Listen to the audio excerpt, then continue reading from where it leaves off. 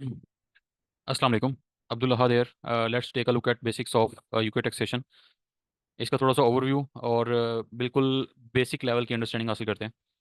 वहाँ पे टैक्सेशन जो है वो एचएमआरसी डील करता है। HMRC stands for her majesty's revenue and customs. जैसे यहाँ पे हमारा एफबीआर है पाकिस्तान में, वहाँ पे एचएमआरसी है।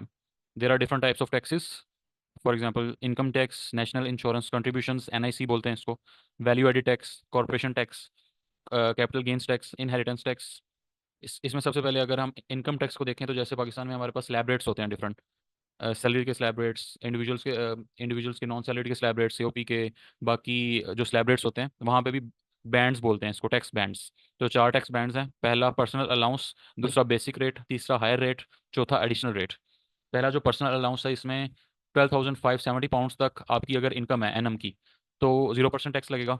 और अगर बेसिक रेट में 12,571 से 50,270 पाउंड्स तक है तो उस पर 20% टैक्स होगा। हायर रेट पे उसमें इनकम होगी 50,271 से 125,140, इसमें आपका 40% टैक्स होगा। और 125,140 से ऊपर जितनी अमाउंट होगी उस पर टैक्स 45% होगा। इसमें मैंने ये तीन सिनेरियोज डिस्कस किए हैं। इसको एक्सेल शीट में देखते हैं। वैसे तो जेनेरिक वहाँ पे दो बाइफर्केशंस की जा सकती हैं। एक कि अगर आपकी टोटल इनकम या आपके आपके क्लाइंट की टोटल इनकम पूरे साल की 100,000 पाउंड से नीचे है या फिर 100,000 पाउंड से ऊपर है, उस ऊपर की कैटेगरी है। इसकी आगे फर्दर दो कैटेगरीज हैं कि 100,000 से लेके 125 140 पाउंड्स तक, और 125 140 से ऊपर जितनी अमाउंट है उसकी सेपरेट बाइफर्केशन है। ये बाइफर्केशन है क्यों? कि जैसे यहाँ पे आपने देखा था कि पर्सनल अलाउंस हमें अलाउड होता है पहले इतनी अमाउंट का, 12,570 का। ये यहाँ तक तो अलाउड होता है हमें फुली 100,000 की इनकम तक। लेकिन जैसे ही 100,000 की इनकम से ऊपर अमाउंट जाना शुरू हो जाती है तो ये पार्शली डिसअलाउड होना शुरू हो जाता है। पार्शली डिसअलाउड होता है इस अमाउंट तक, 125 140 तक। जैसे ही 125 140 आता है तो एग्जैक्टली ये डिसअलाउड हो जाता है। इसको लॉस बोलते हैं। उसके बाद इसका कोई बेनिफिट हमारे पास अवेलेबल नहीं होता।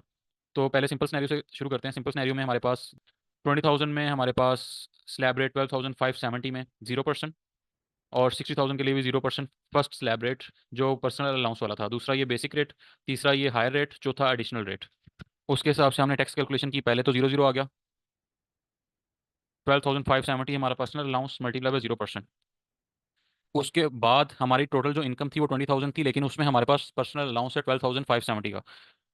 तो 20,000 माइनस 12,570, बाकी जो बचेगा एक्सेस अमाउंट, उस पर ये 20% का टैक्स लगेगा। तो हमारी जो टोटल एनएम की टैक्स टैक्स बनेगा वो 1486 पाउंड बनेगा। और अगर पर मंथ में सैलरी का कहीं पे एम्प्लॉयमेंट यू अर्न के हिसाब से, पेई के हिसाब से जो मंथली डिडक्शन होगी वो 123.83 पाउंड्स होगी। इसी तरीके से अगर 60,000 पाउंड्स हमारी इनकम है पर्सनल अलाउंस तक सेम एज इट इज़। उसके बाद हमारी जो टोटल इनकम है वो 60,000 है, मतलब ये जो रेंज है इसके ऊपर जा रही है इनकम, तो ये रेंज तो एज इट इज़ आ जाएगी। 50,270 माइनस 12,570 मल्टीप्लाई बाय 20%। इस पे तो एग्जैक्ट बनेगा 20%, और ये आ गया 7540।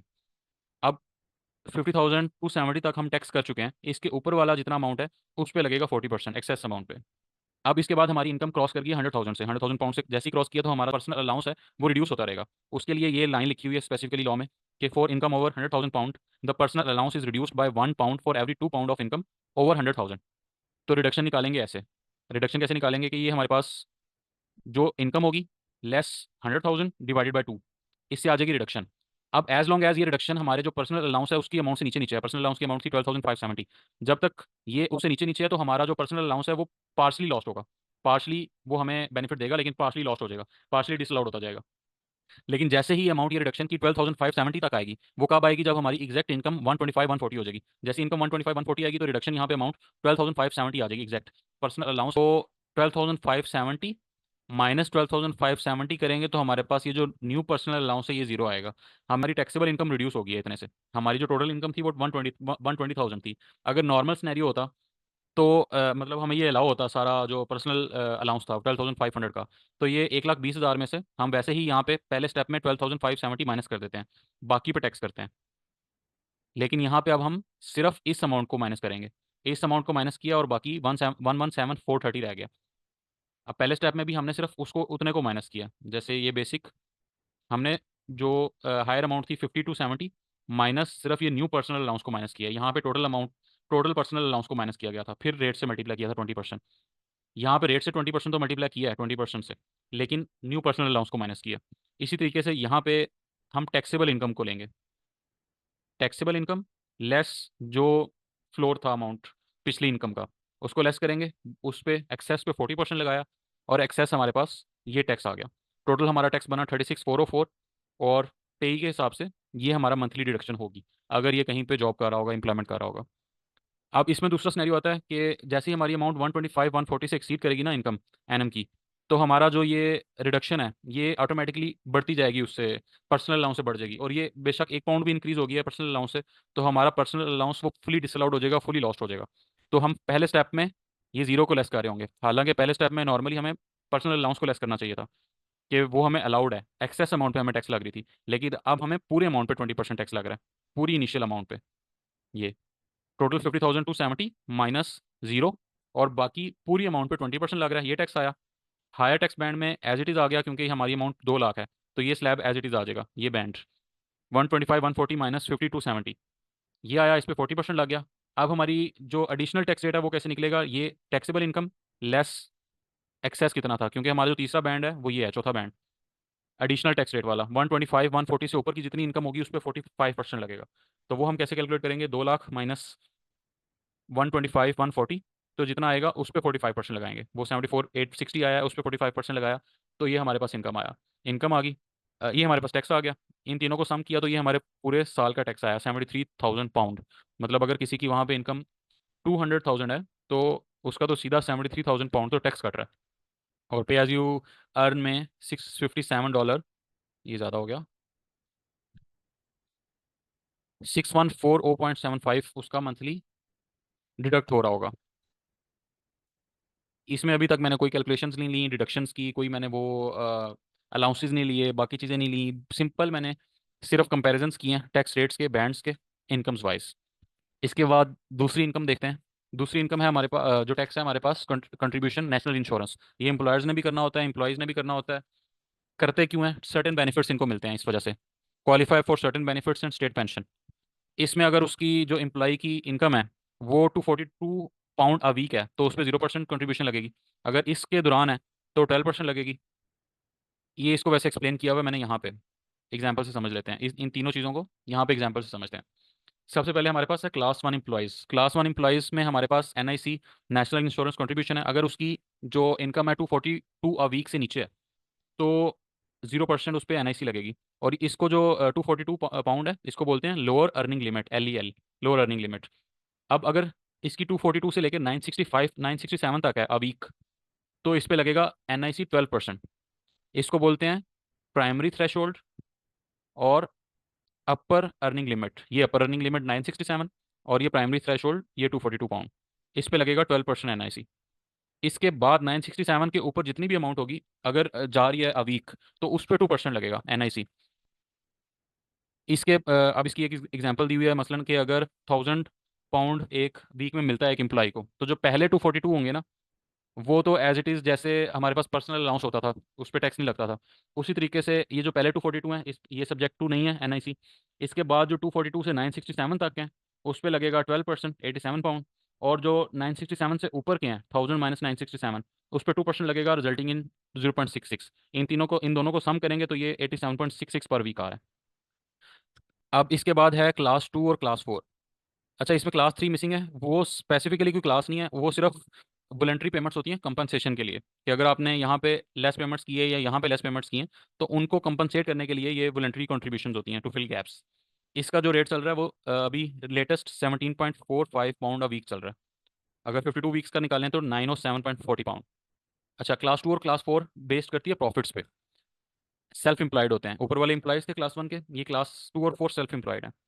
इसमें हमारे पास एनुअल प्रॉफिट्स पे डिपेंड कर रहा होगा। सबसे पहले क्लास 2, अगर उनकी जो प्रॉफिट है वो एक्सीड करता है 6,725 से, तो वो ये फिक्स्ड वीकली अमाउंट देंगे 3.45। इसको मल्टीप्लाई कर लेते हैं, 3.45 को 3.45 इंटू 52 वीक्स, तो 179 पाउंड एनएम के जा रहे होंगे, अज्यूमिंग कि उनका प्रॉफिट एनएम का इंक्रीज हो रहा है 6,725 पाउंड से। और जैसे क्लास 3 द्वारा यहाँ पे बताया वॉलंटरी पेमेंट्स हैं, क्लास 4 इस रेंज के दरमियान प्रॉफिट्स होंगे 12,570 पाउंड से लेके 50,270 पाउंड तक, तो इन पे 9% है। और अगर 50,270 से ऊपर जाता है तो उस पर 2% है। इसकी भी यहाँ पे एग्जांपल दी हुई है कि अगर क्लास 4 NIC में पहला 12,570 एग्जाम्प्ट है। अगर उसके बाद प्रॉफिट इसके दरमियान रहता है 50,270 माइनस 12,570, उस पर 9% लगेगा। 37,700 मल्टीप्लाई बाई 9%, तो हमारे पास 33,993 आ गया। रिमेनिंग जो अमाउंट है उस पर 60,000 माइनस, उस पर चार्ज होगा 2%। 50,270 के ऊपर जो अमाउंट है उस पर 2% चार्ज होगा। इसके बाद जो थर्ड टैक्स है हमारे पास, वो वैल्यू एडिड टैक्स है, वैट। पाकिस्तान में सेल्स टैक्स और वहाँ पे वैल्यू एडिड टैक्स। इसको एक्सप्लेन करूंगा मैं एक कंप्लीट वीडियो में। फिलहाल ये चीज़ देख लें कि वहाँ पे जनरल रेट जो है 20% है वैट का। जेनेरिक रेट 20%, जैसे यहाँ पे पाकिस्तान में सेल्स टैक्स रेट 18% जेनेरिक है, और बाकी रिड्यूस रेट्स हैं 8 शेड्यूल में हो गए, या कुछ एग्जाम्प्ट हैं, कुछ जीरो रेटेड हैं। तो लेकिन जेनेरिक 18% है, वहाँ पे भी जेनेरिक रेट 20% है।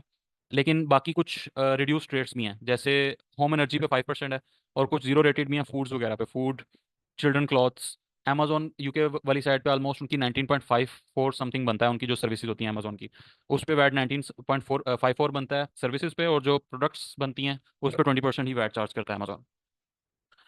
और उसके बाद हमारे पास है कॉर्पोरेशन टैक्स। कॉर्पोरेशन टैक्स में भी, अच्छा, इसमें थोड़ी सी ये टेक्निकलिटी है, जो मार्जिनल रिलीफ है। इसको फिलहाल मैं यहाँ से ओवरव्यू प्रोवाइड करूंगा, लेकिन इसको एक्सेल शीट में ज़्यादा अच्छे तरीके से समझ आएगी, जो कि किसी और सेशन में हम एक्सप्लेन करेंगे इंशाल्लाह। Current corporation tax. Current corporation tax जो हमारे पास मेन रेट चल रहा है ना, वो 25% चल रहा है। उसके लिए क्या होना चाहिए कि कंपनीज के प्रॉफिट्स 250,000 से ऊपर होने चाहिए। लेकिन अगर 50,000 से नीचे नीचे प्रॉफिट है, 50,000 पाउंड से नीचे नीचे प्रॉफिट है, तो 19% टैक्स लगता है। अगर 250,000 से ऊपर प्रॉफिट्स हैं तो 25% लगता है। अब इन दोनों के दरमियान अगर प्रॉफिट्स आ रहे हैं ना, तो फिर आपको मार्जिनल रिलीफ निकालना पड़ता है। मार्जिनल रिलीफ, वो जो ये ट्रांजिशन है 19% से 25% की, वो एज एग्जैक्ट नहीं जाती, उसका थोड़ा सा बेनिफिट मिल जाता है। इसका क्या स्टेप होता है, पहले हम डिफरेंस, जो भी हमारी अमाउंट होगी, जो भी हमारा प्रॉफिट होगा, फॉर एग्जांपल 150,000 प्रॉफिट है, जैसे एग्जांपल नीचे होगी, फॉर एग्जांपल प्रॉफिट्स हमारे पास 50,000 है। नहीं, ये सिंपल एग्जांपल दी हुई है कि अगर 50,000 हमारे पास प्रॉफिट आ रहा है, अप टू 50,000, उसमें 40,000 अगर हमारे पास प्रॉफिट आ रहा है तो उस पर तो 19% टैक्स लगेगा, और 7,600 पाउंड हमारे पास टैक्स निकल आएगा। इसी तरीके से अगर 250 से ऊपर की कोई अमाउंट है, 300,000 को ये प्रॉफिट आ रहा है, उस पर सिंपल 25% लगेगा, और ये अमाउंट निकल आएगी। पहले दो स्नैरियोज की एग्जाम्पल्स है नीचे। अब तीसरा मार्जिनल रिलीफ। मार्जिनल रिलीफ में हमारे पास फॉर एग्जांपल 150,000 है, वो 50,000 और 250,000 पाउंड के दरमियान की अमाउंट है। अब इसमें ग्रेजुअली इंक्रीज होना है रेट 19% से 25%, एज इट इज़ ट्रांजिशन नहीं होनी फ़ौरन। इसके स्टेप्स हैं कुछ, कि सबसे पहले तो हम जो मेन टैक्स है ना वो निकालते हैं मेन रेट पे। मतलब 150,000 को 25% से मल्टीप्लाई किया, तो ये रेट आ गया, हमारे टैक्स आ गया हमारे पास 37,500। अब इसमें हमने मार्जिनल रिलीफ निकालना है, इसको थोड़ा सा रिड्यूस करना है। मार्जिनल रिलीफ निकालना है, वो कैसे निकालेंगे, वो इस फार्मूला से निकालेंगे, F into you minus A. F fraction है मार्जिनल रिलीफ की, और ये हमारे पास गिवन है 3/200। यू हमारे पास अपर लिमिट है 250,000 की, और एडजस्टेड प्रॉफिट्स 150,000 माइनस 50,000, ये 100,000 है। ये लोअर लिमिट थी हमारे पास, और ये हमारे पास एग्जैक्ट प्रॉफिट्स हैं। तो हमारा जो प्रॉफिट आया लेस लोअर लिमिट, ये आ जाएगा हमारे पास एडजस्टेड प्रॉफिट, और ये हमारे पास अपर लिमिट है 250,000। इस फार्मूला से हम निकाल लेंगे मार्जिनल रिलीफ, और जितना भी आएगा उसको इसमें से लेस कर देंगे 37,500 से। 37,500 में से 1,500 पाउंड लेस किया, तो हमारे पास जो 150,000 प्रॉफिट का बन रहा है ना कॉर्पोरेशन टैक्स, वो ये बनेगा 36,000। अब इसकी जो कॉर्पोरेशन टैक्स की फाइलिंग होती है, कॉर्पोरेशन टैक्स पहली बात तो 9 मंथ्स के विद इन पे करना होता है, 9 months and 1 day after the end of the companies accounting period. और इसकी फाइलिंग करते हैं, ये फॉर्म फिल करते हैं CT 600। ये with in 12 months after the end of the accounting period file करना होता है इसको। इसमें जारी बात है, ये कॉर्पोरेशन टैक्स है तो डिडक्शन अलाउड होती हैं, एक्सपेंसेस डिडक्शन अलाउड होती हैं। अच्छा, इसके बाद है कैपिटल गेन्स टैक्स। इसमें दो बाइफर्केशन है मेनली, कि कैपिटल पे अगर आपके पास बेसिक रेट टैक्स पेयर्स हैं, जो हमने ऊपर इनकम टैक्स में पढ़ा था, अगर वो बेसिक रेट वाले टैक्स पेयर्स हैं, इंडिविजुअल्स हैं या कंपनीज हैं या जो भी हैं, बेसिक रेट टैक्स पेयर्स हैं, तो उन पे 10% ऑफ 10% ऑन मोस्ट एसेट्स और 18% ऑफ प्रॉपर्टी लगेगा। लेकिन अगर हायर एडिशनल टैक्स पेयर्स वाले हैं, जो कि 40% वाले थे या 45% वाले थे, उन पे ये रेट लगेगा 20% on most assets and 28% on property. अब ये आगे एग्जाम्पल दी हुई है। अभी मैंने आज सिर्फ उसको एक्सप्लेन किया अच्छे से, थोड़ा बहुत इनकम टैक्स को और नेशनल इंश्योरेंस को, कंट्रीब्यूशंस को। इंशाल्लाह बाकी चीज़ें भी देखते हैं। एक्सेल शीट से ज़्यादा अच्छे तरीके से समझ आती है, ये तो बस थ्योरेटिकल है, ओवरव्यू प्रोवाइड कर रहा था। आप लोगों को ये चीज़ें एक दफ़ा समझ आ जाए, फिर साथ साथ एक्सेल शीट्स पे जो बेसिक कैलकुलेशन है वो एक्सेल शीट्स भी होंगी। असल मजा इन्हीं चीज़ों में आता है। अच्छा, उसके बाद हमारे पास कुछ इंपॉर्टेंट डेट्स हैं। इनहेरिटेंस टैक्स भी है, इसका रेट है 40%। और कुछ इंपॉर्टेंट डेट्स हैं, डेट्स की वैसे तो पूरी PDF पड़ी है मेरे पास, लेकिन फिलहाल सिर्फ कुछ डेट्स ये हैं। 31 जनवरी डेडलाइन है सेल्फ असेसमेंट की, टैक्स रिटर्न ऑनलाइन जो ई फाइलिंग होती है उसकी डेट है, डेडलाइन है। और पिछले साल का जो टैक्स बन रहा होगा उसकी पेमेंट की डेडलाइन है। 6 April start of the tax year है, और 5 April closing of the tax year है। जैसे हमारा 1 जुलाई से 30 जून है, उनका 6 अप्रैल से 5 अप्रैल है।